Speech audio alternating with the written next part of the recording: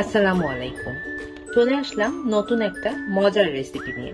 এই গরমে প্রাণ জুড়ানো ভীষণ সুস্বাদু ম্যাঙ্গো লাচ্ছি করে দেখাবো। ছোট বড় সবার ভীষণ পছন্দের। খুব অল্প কিছু উপকরণ দিয়ে খুব সহজে হয়ে যাবে ম্যাঙ্গো লাচ্ছি।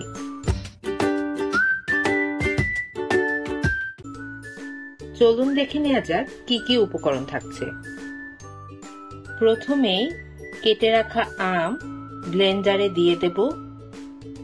এরপর টক দই, চিনি ও সামান্য লবণ দিয়ে ব্লেন্ড করে নেব।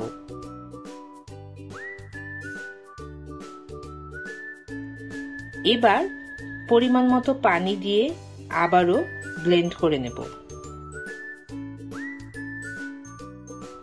ভালোভাবে ব্লেন্ড হয়ে গেলে গ্লাসে ঢেলে সামান্য আইস দিয়ে পরিবেশন করব।